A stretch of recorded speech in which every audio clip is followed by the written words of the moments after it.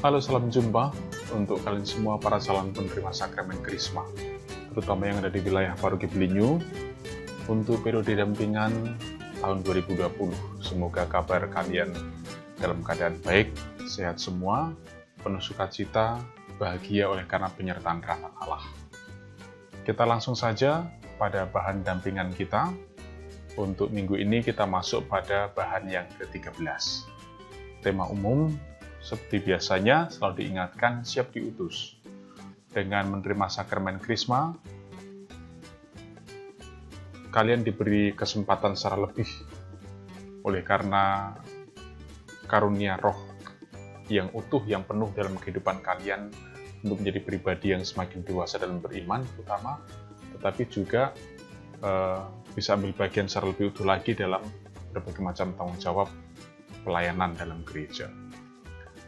Tema yang akan kita dalami untuk kesempatan ini adalah 3 prinsip dasar menjadi anggota gereja. Sekali lagi, tema kita atau judul kecil kita di pertemuan atau bahan dampingan ke-13 adalah 3 prinsip dasar menjadi anggota gereja.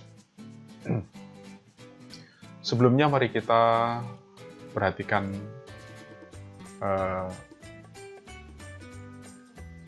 koda berikut ini.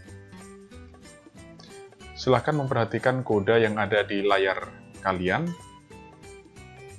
Di sana dituliskan berikut syarat masuk sekolah TK, SD, SMP, dan SMA atau SMK sesuai Permendikbud Peraturan Menteri Pendidikan dan Kebudayaan Nomor 44 Tahun 2019. Kalian bisa lihat di sana, syarat masuk TK itu berusia 5 tahun atau paling rendah 4 tahun untuk TK kelompok A. Kelompok B 6 tahun atau paling rendah 5 tahun.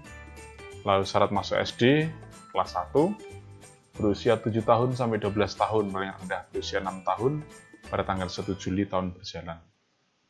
Lalu sekolah wajib menerima siswa yang berumur 7 sampai 12 tahun. Diperbolehkan masuk SD pada usia minimal 5 tahun 6 bulan pada tanggal 1 Juli tahun berjalan bila siswa atau anak memiliki potensi kecerdasan atau bakat istimewa dan kesiapan psikis yang dibuktikan dengan rekomendasi tertulis dari psikolog profesional. Jika tidak, ada rekomendasi dari psikolog bisa diperoleh melalui Dewan Guru Sekolah. Di sana ada syarat masuk SMP atau kelas 7.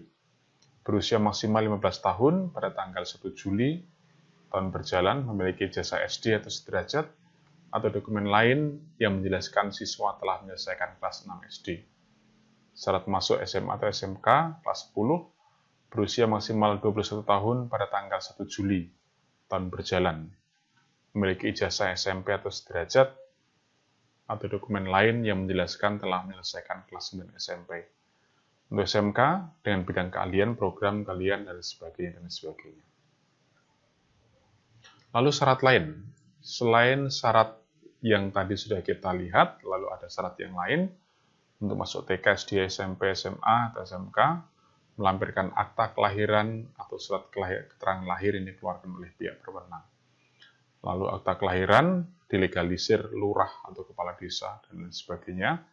Hal sekolah yang menyelenggarakan pendidikan khusus, memberikan layanan khusus, serta berada di daerah tertinggal, terdepan, terluar, boleh menetapkan syarat usia lebih tinggi dari yang sudah disebutkan di atas. Lalu untuk calon siswa WNI atau WNA kelas 7 SMP atau kelas 10 yang berasal dari sekolah di luar negeri, selain harus memenuhi syarat masuk SMP, SMA, SMK, wajib pula menyerahkan surat keterangan dari Dirjen, Direktur Jenderal yang menangani bidang pendidikan dasar dan menengah. Untuk calon siswa warga negara asing, wajib ikut matrikulasi pendidikan bahasa Indonesia paling singkat 6 bulan yang diselenggarakan oleh sekolah. Mari kita perhatikan pendalaman koda. Tadi setelah kita melihat dan membaca bersama koda yang berisi tentang syarat-syarat untuk bisa diterima sebagai siswa baru, baik TK, SD, SMP, SMA, ataupun SMK. Nah, pendalamannya pertama, di setiap negara mempunyai peraturan dan perundang-undangan bagi seluruh rakyat untuk menata ketertiban pelayanan dari negara dan bagi masyarakat untuk menaatinya. Jadi undang-undang atau peraturan itu bagi negara kepentingannya adalah menata ketertiban pelayanan. Jadi pelayanan itu perlu ditertibkan juga, perlu ditata dengan baik supaya nggak semrawut ya. Itu. Lalu kalau untuk masyarakat ya kepentingannya untuk ditaati. Itu. Lalu yang kedua, suatu aturan ditetapkan berdasar alasan-alasan dan tujuan demi kebaikan bersama masyarakat luas dalam batas-batas tertentu. Kalau Indonesia ya berlaku di Indonesia. Kalau peraturan di tingkat kelurahan ya di kelurahan itu aja. Kalau peraturan di tingkat kecamatan ya hanya dalam lingkup kecamatan yang bersangkutan. Kalau dalam keluarga, kalau ada aturan yang disepakati ya hanya berlaku di keluarga itu, nggak mungkin berlaku untuk tetangga lain, kan begitu ya. Pemahamannya seperti itu. Ya, maka yang di contoh ini saya kira juga sudah amat jelas nantinya ya. Contohnya dalam layanan pendidikan bagi masyarakat usia wajib belajar. Ya, jadi contohnya dalam layanan pendidikan bagi masyarakat usia wajib belajar, mungkin ada masyarakat berkomentar ribet amat. Ya. Jadi yang syarat-syarat tadi mungkin ada yang berkomentar, kok ribet amat sih syaratnya gini misalnya. Atau bertele-tele ya. Tetapi keadaan akan lebih ribet kalau tidak ada aturan yang jelas atau kebanyakan aturan tumpang tindih gitu. Jadi Kemendikbud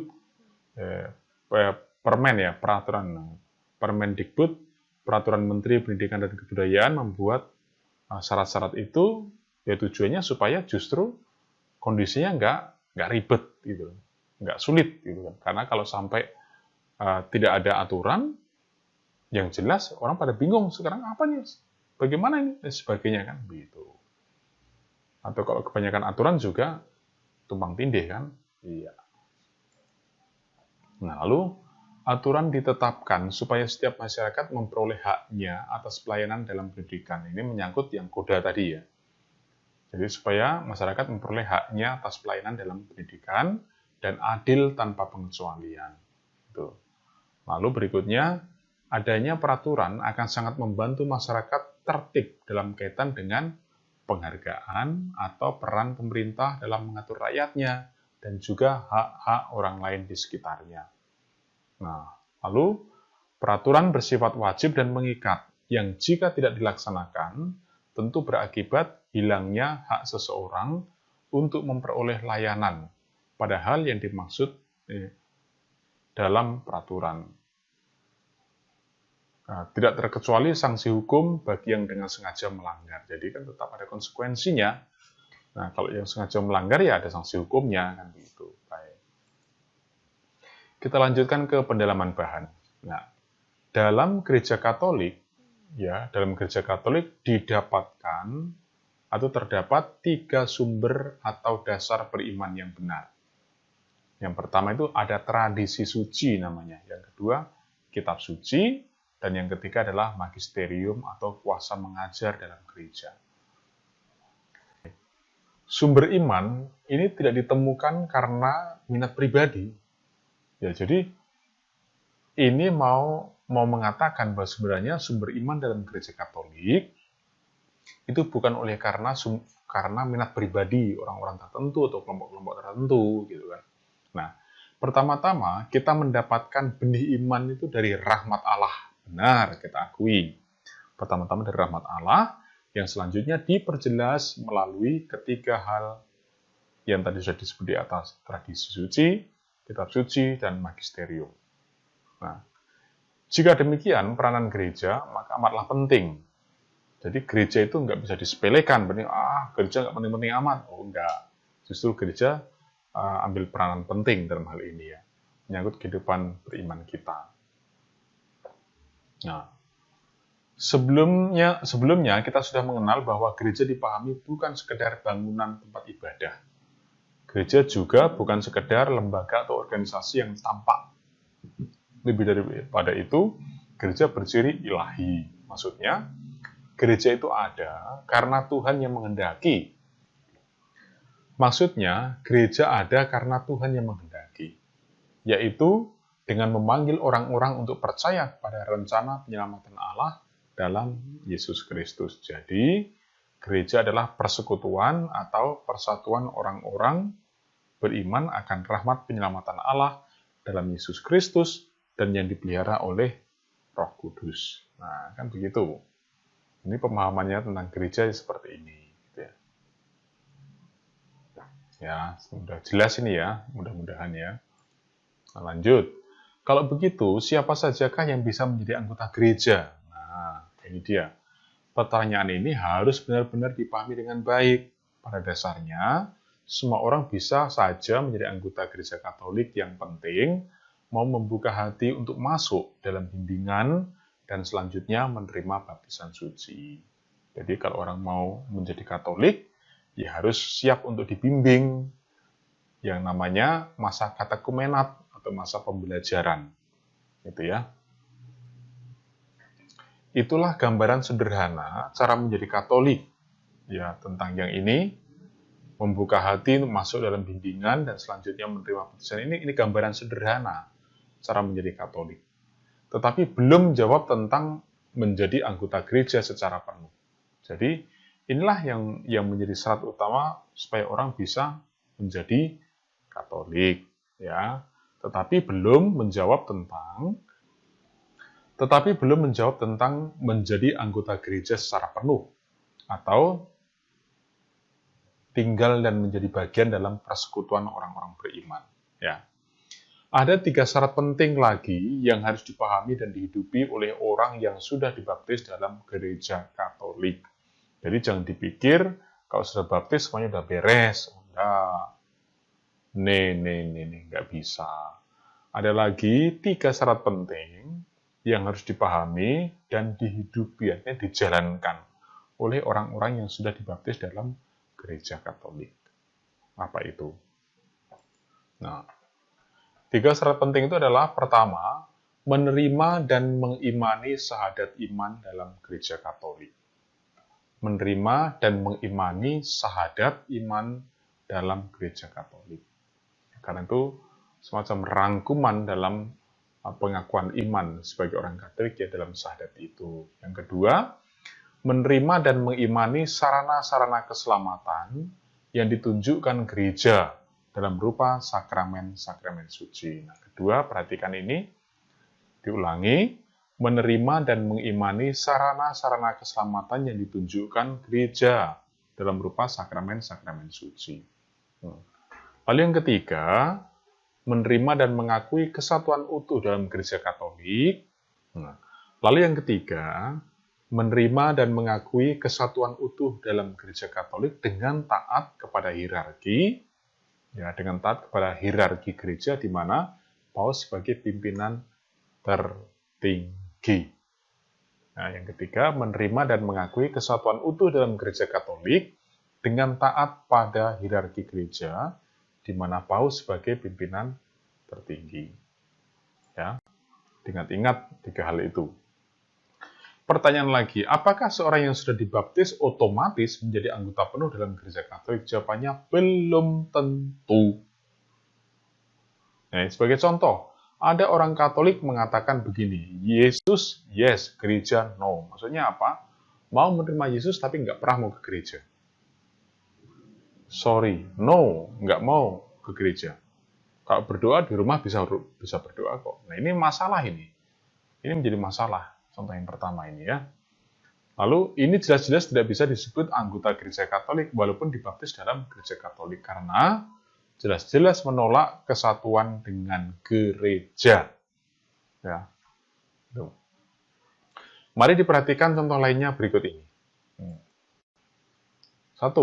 Seorang Katolik tidak pernah ikut misa suci atau juga selalu mengatakan saya tidak butuh misa, cukup berdoa sendiri ya. Haha. Ini masalah ini, serius. 2. Seorang Katolik mengatakan, saya tidak butuh sakramen pengampunan dari gereja, saya bisa minta ampun langsung kepada Tuhan. Nah, misalkan, kalau kalian pernah mengalami, ya mungkin mengatakan, oh, kenapa harus melalui pastor-pastor kan juga manusia, langsung aja ke Tuhan. Nah, itu kan, itu jadi masalah itu, seperti itu. Seorang Katolik yang sudah menikah sah di gereja, tetapi sengaja menikah lagi dengan pasangan lain. Poligami, satu suami beberapa istri, atau berbalik, satu istri beberapa suami, poliandri ya. Ini masalah. Ini berarti menghina sakramen perkawinan suci dalam gereja. Seorang Katolik sengaja menolak taat pada pimpinan gereja, bahkan memprovokasi orang lain juga. Misalkan, nggak tahu karena ketersinggungan apa, lalu dia mengatakan, sorry, saya nggak mau taat dengan pimpinan gereja. Lalu dia ngajak-ngajakin yang lain, itu tuh nggak bener itu, gini, udah kita pokoknya jangan taat. Ya, ini berbahaya ini. Ya, menjadi masalah. Seorang Katolik karena merasa pandai, lalu mendirikan sendiri kelompok atau persekutuan yang terpisah dari paroki atau keuskupannya, dan membangun gereja sendiri, juga membaptis jemaatnya sendiri. Ya, ini parah yang seperti ini ya.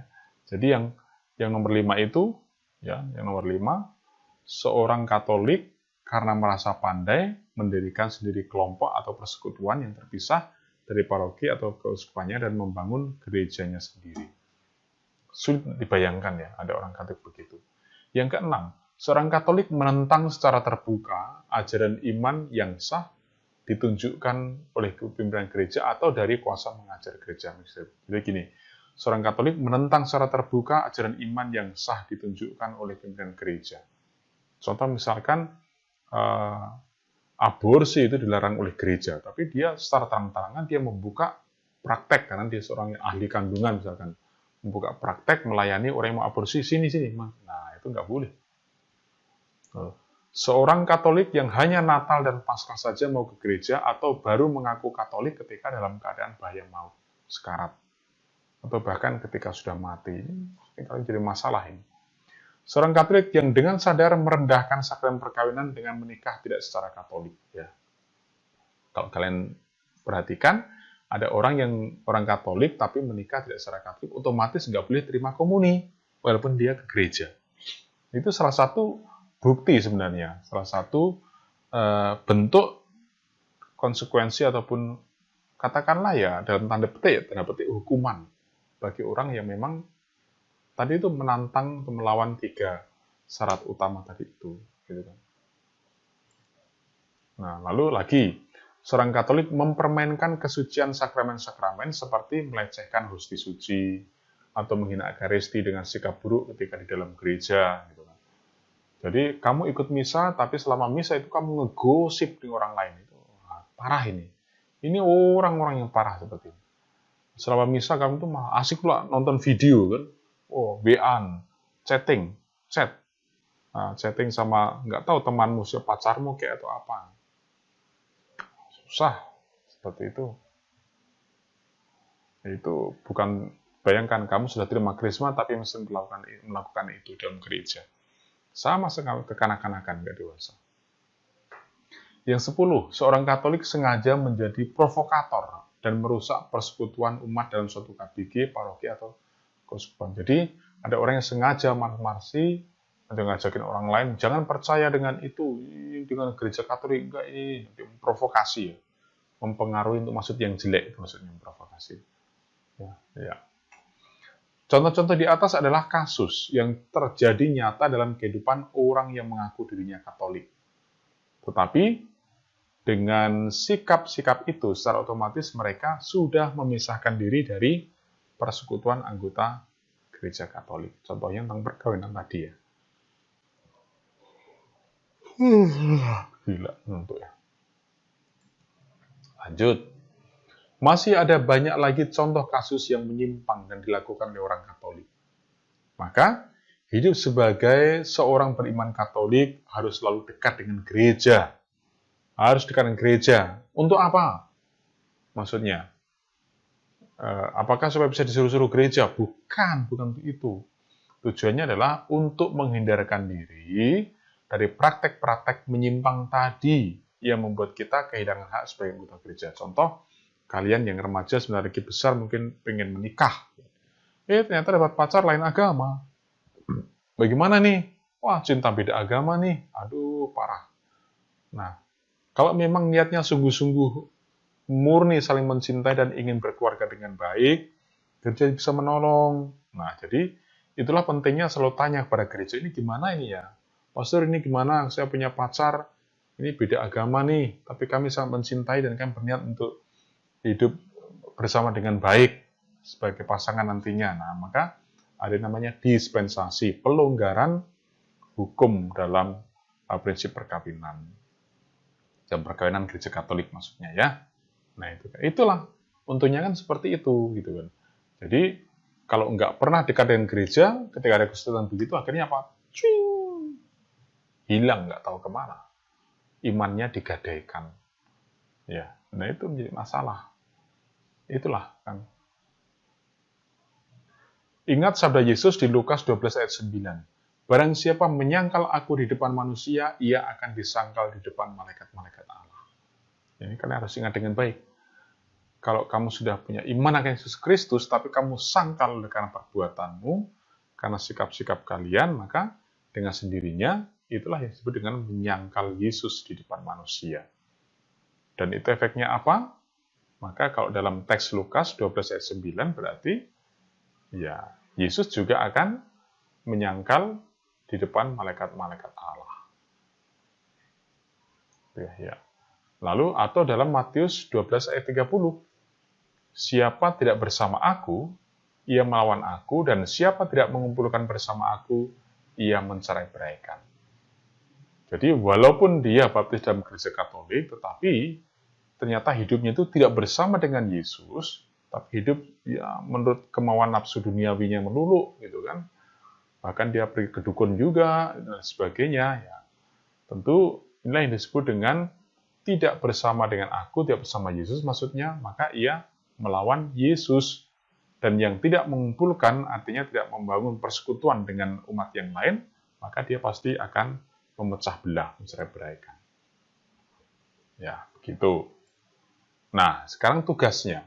Tugasnya pertama, apakah ada kebiasaan atau sikap Anda yang mengarah ke perbuatan menyimpang tadi? Tadi kan sudah ada 10 contoh tindakan-tindakan, sikap-sikap yang menyimpang, yang menentang, melawan gereja, gitu kan, sehingga berakibat kehilangan haknya sebagai anggota gereja, gitu kan.